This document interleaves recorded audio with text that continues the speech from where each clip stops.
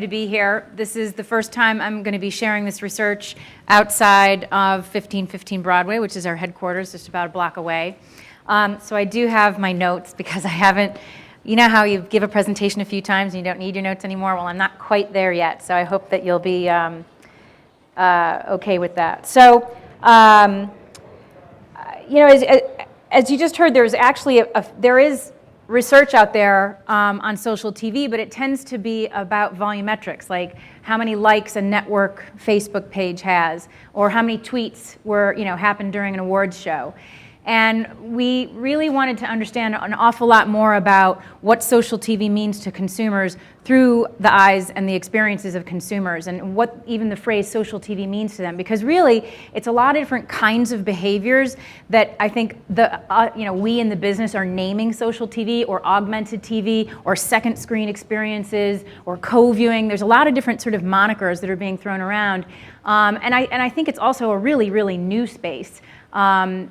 And we're developing in it, and we just wanted to really our research to help guide that development, and so that we're all pointing ourselves in the right direction. So the results of the research that we did is what we're calling social TV viewers seize the moment, and you'll learn about the C's in just a second. What we found is that to those who socialize about the shows that they love, social TV is a heck of a lot more than a tweet or a like.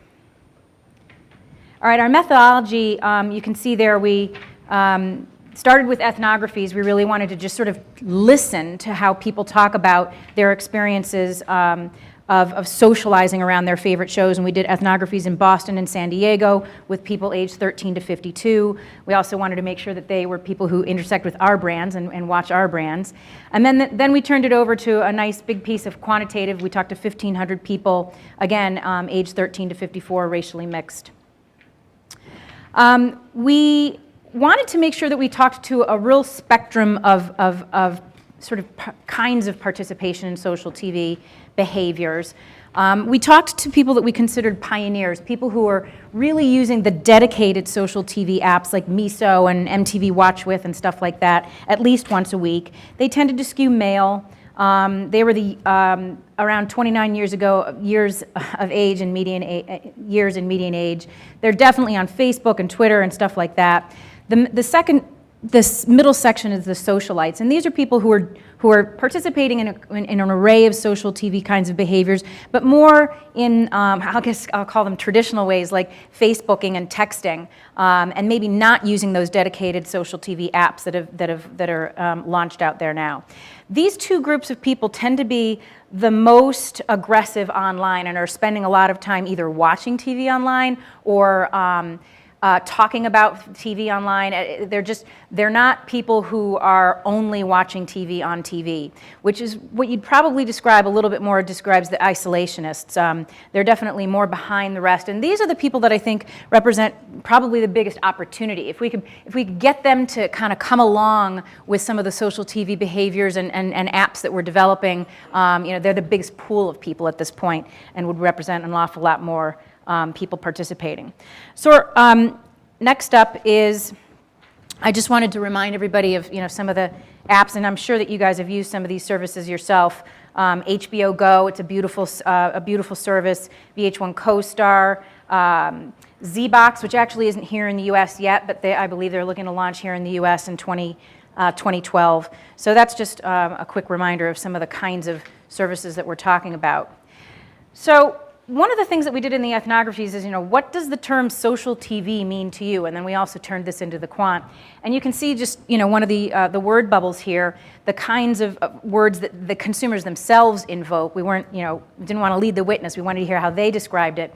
And the words that came up most frequently were like interact, interaction, interactivity, with, and then I'm moving on to the right side, friends, people, other viewers, other fans. And then on places like Facebook and Twitter, which, we think these are people who are not participating with TV in a lean-back way. These are people who are leaning into TV, and I think that represents a tremendous opportunity, especially for media companies. But still, the phrase itself, social TV, is not something that consumers use. It's not, maybe 1 in 4 actually have ever used that term themselves. And with that, I'd like to introduce you to some of the people that we did speak to in the ethnographies. Social TV is probably, to me, being able to integrate TV shows into your life by using Facebook or something like that, where people can share it or even see it for the first time. 20 years ago, when I was watching TV, it was just enough to watch the TV and be entertained. But now, because you have all these outlets, it's fun to see if your friends are watching the same thing as you, if they're laughing at the same parts. Social TV for me is interacting with friends, Facebook-wise and texting or Twitter. Social TV to me is more than just sitting there and watching a show. It's interacting with my iPad, interacting with my computer, and even my cell phone at the same time, and using all those sites like Facebook, Twitter, and apps like Get Glue that are coming into the market and really making the whole experience of watching TV something much more fulfilling than it was before. Social TV to me is about interacting and really interacting with the show, and the best part about it is I can do it with my friends. I engage in social TV activities because today being social means more than just interacting with the people that are around you. It's about interacting with the world and the community of people that are involved with the same shows that you are. I consider social television to be similar to social networking. You are captivated by whatever the program is, and you begin to talk about it. One of the reasons why that I engage in social TV networking is to see what others are watching, because oftentimes when they watch similar shows as myself, there's other shows that they may be watching that I'm not familiar with, and I can, check it out myself. So sometimes I'll even check into TV shows on Get Glue to see what my other friends are watching, and that way I can see what I'm missing on it. Well, if I don't watch the show live, I feel like I'm left out of the conversation and just sitting there. I probably do watch more TV shows than I used to because my friends are constantly talking about different shows that I haven't tried out. All right, so those are some of our friends, our new friends in San Diego and Boston. And there were some of them, with the exception of maybe Ashley, were quite articulate about how they're experiencing and harnessing the different types of social TV behaviors that they're already tapping. So on to the 3 C's. Basically, we concluded that there's sort of 3 different tranches of categories that people are really participating in social TV behaviors, and one of them is communicate. And that's I want to talk about shows like Jersey Shore with all my friends as I watch. If I didn't, then I'd really feel left out. So there's a lot of people who they want to talk about what they're seeing, and oh my God, can you believe Snooki did that? Or if you're watching, Game of Thrones, you can imagine, if you guys have ever done this, you know exactly what I'm talking about. Some people don't want to talk though. Some people just want to see what other people are saying, and that's the check comments category. You want to see, for some people, it makes them feel like more immersed in the show, more like they're almost participating in the show. It's great to read the comments of others who are watching the same show because sometimes another viewer can pick up on something you missed. It actually helps you stick with plot points if maybe you missed an episode. We heard a lot about how the comments are actually something that can really help people as well as entertain them. They're sort of content unto themselves, but we did keep them as a separate C. And then the last one, and I would say is really the most important C, is content. People want to consider, if you have a favorite show, you just can't, you'll do anything to get more of it. If you're into, you'll go online, you'll go on these social TV apps, maybe there's exclusive content there. There's such an emphasis on content and wanting more of it around social TV behaviors. This is basically a ranking of the top different kinds of social TV behaviors. And the one that's the most done is the most old-fashioned, and that's just watching TV in the same room with someone else. It sounds really old school, but it's still really common, and the one that actually ranked at the top. After that, search online for supplemental info or content, and these are meant to be color-coded into the categories of communicate, comments, and content.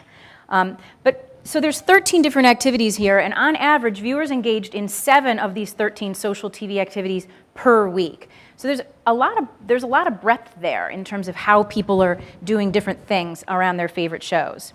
So the best way to socialize around a show is obviously in person, but I think that when we looked at various demos, there was also teens, for instance, were more likely to watch TV show clips on social networks or video sharing sites more so than, say, 45 to 54s. We did see a little bit of differences by demographic here. I also want to call out what Ashley said. When I'm watching Jersey Shore, I have Facebook chats with 10 friends, and I'm texting a dozen people, and I can be on the phone with my best friend. And it's not just because she's 17. It wasn't unique to her. We had a lot of respondents tell us how they were sort of, maybe they had their laptop open and they were doing something here, or they had a tablet over here and they had their phone over here, and the TV, of course, is over here. And it's almost like they're a pilot and they've created their own custom cockpit, and it's sort of this kludgy communication system for them to really have these kinds of do these social TV behaviors. And it was by no means just a 17-year-old's behavior. It was very consistent. So, I mean, there's a fair amount of work that some people put into this, but it's also very rewarding because for most, communicating is a priority. As you can see here, if we take a look at communication, there's not really a one-size-fits-all. It's not like there's one lead thing that everybody does and there's a far distant second and third. 56% communicate through social TV app or service, 53% use Facebook, 50% send individual or group texts. So there's no one thing that's preferred. I think this is just, there isn't a clear leader in the space, either a horizontal or a vertical.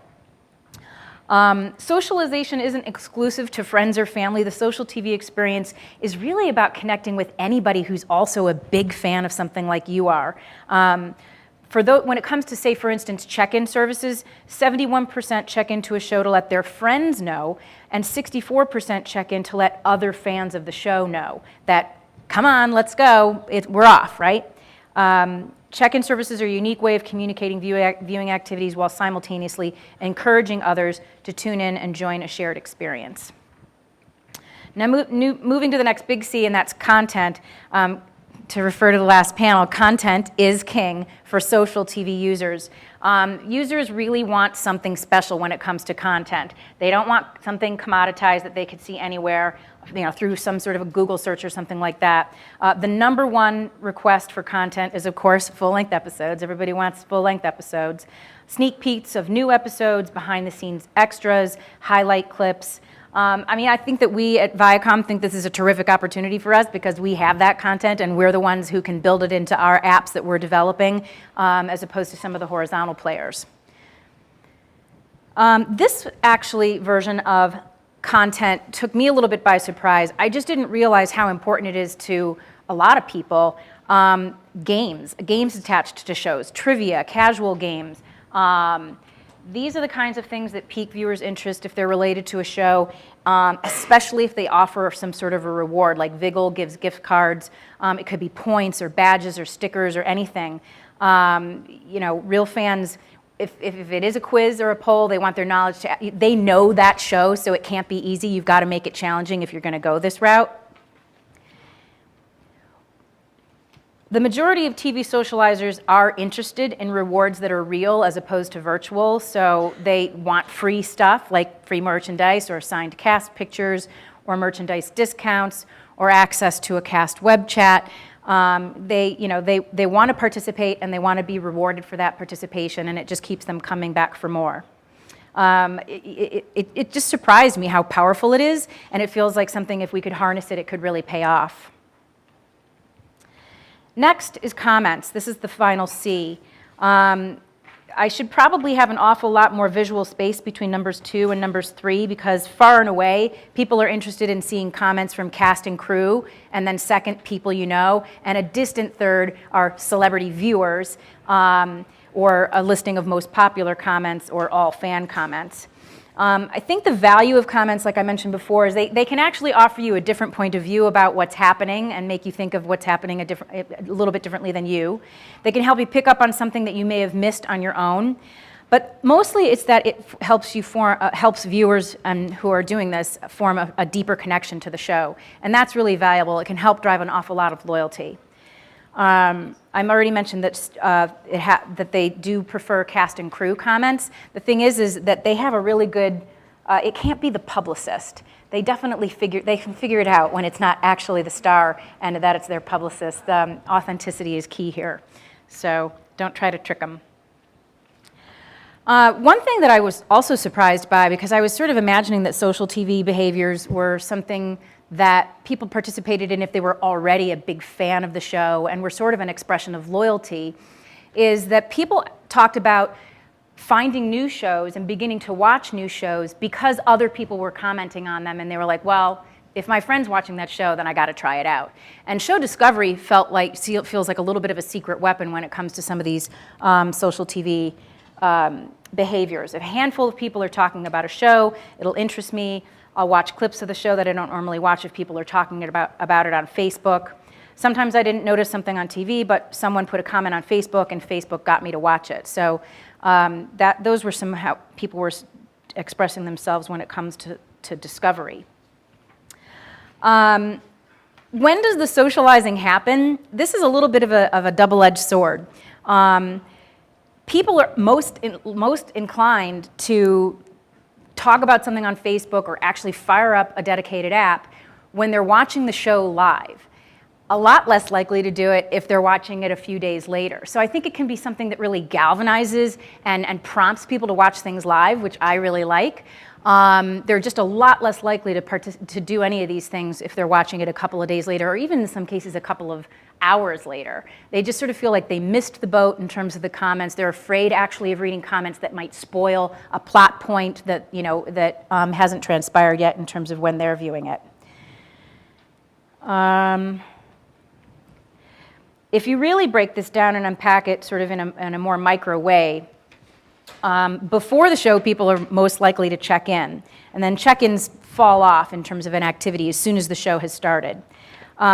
Getting extra info, which is of course like clips and content, is most likely to happen after the show, or even also during ad breaks, as well as during the show. And chatting and commenting is something that sort of happens throughout the whole arc.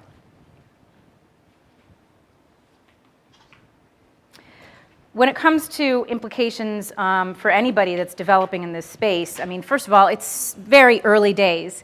And I think that consumers are still sort of navigating a lot of these opportunities and like I said, sort of creating their own cockpit of how they really want to get into their favorite shows and socialize about them at the same time.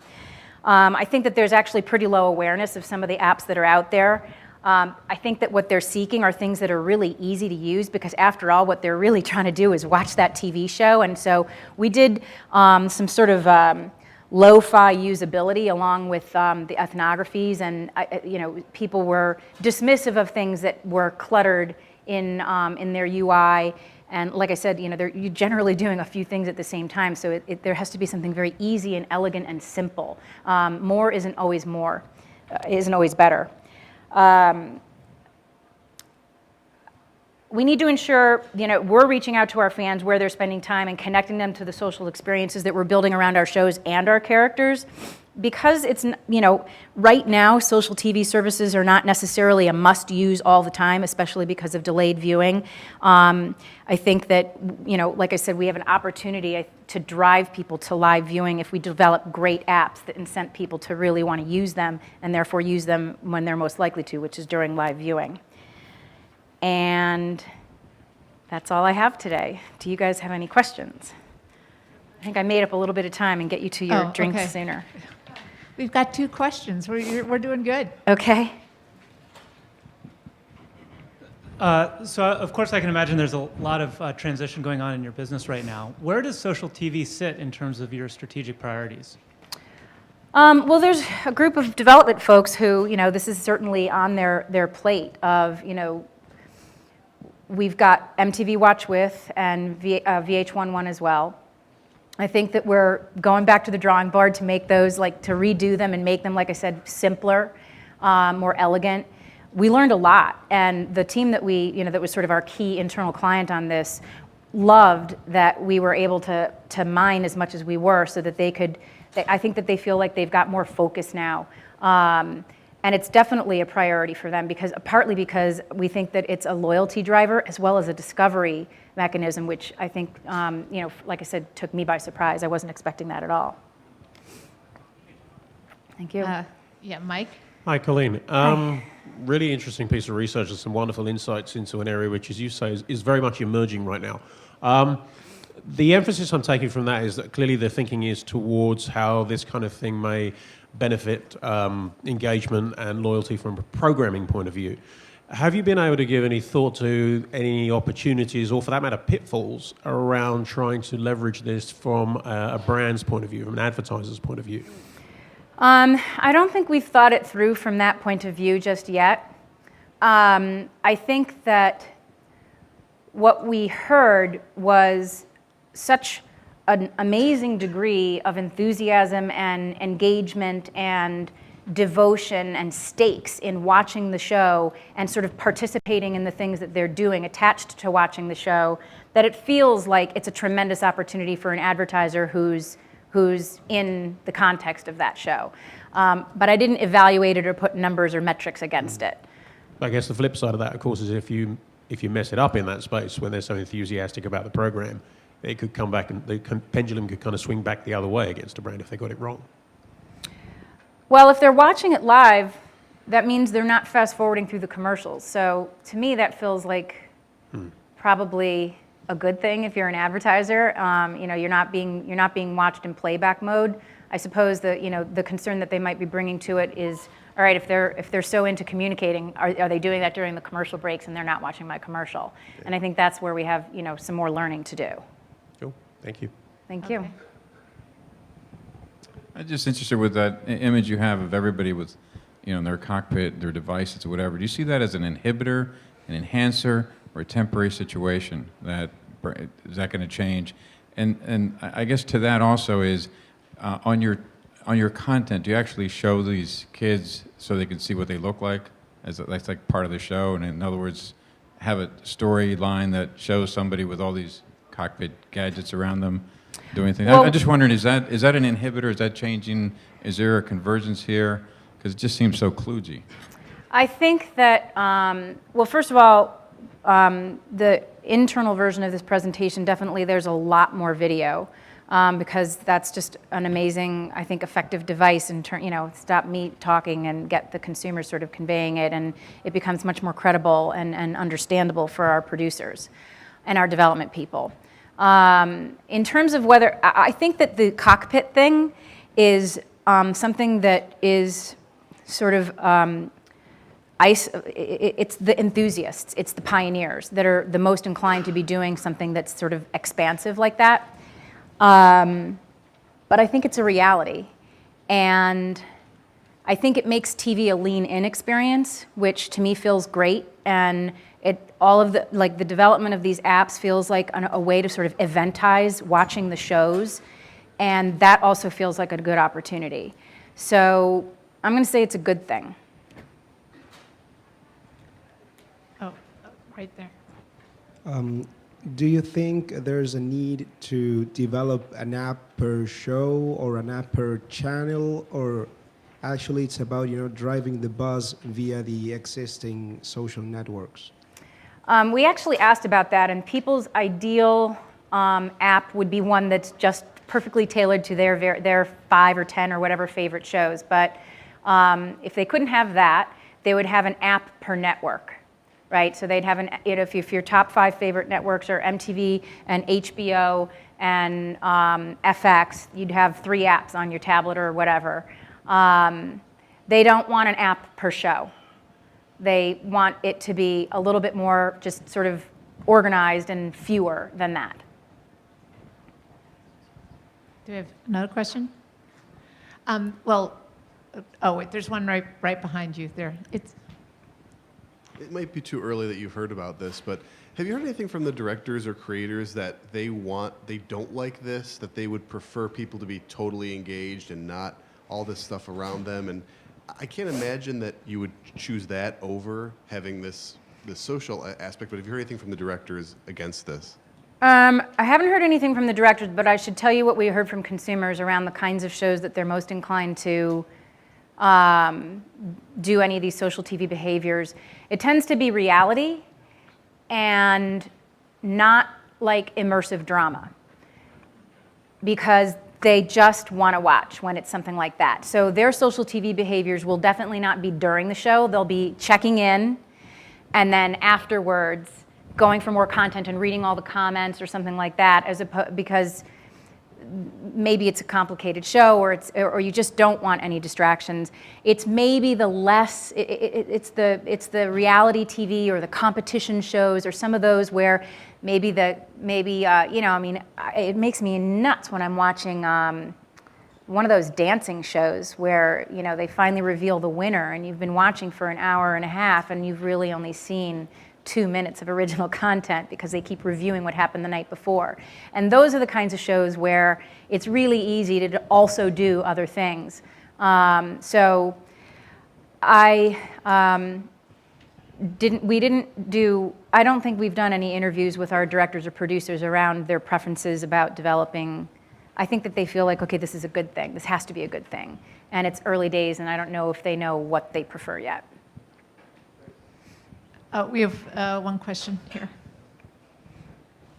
Hi, Colleen. Hi. I thought this was really very interesting, and I loved your presentation because it was sort of, you spoke in a very simple and easy to understand way about sort of a complicated subject. I actually run a digital agency that does a lot of work for MTV. And we develop a lot of integrated campaigns, but I haven't for advertisers like Ford. And I haven't heard of components being integrated into any of the social television apps. Is that something that you guys are considering with advertisers like Ford who might be advertising on your shows?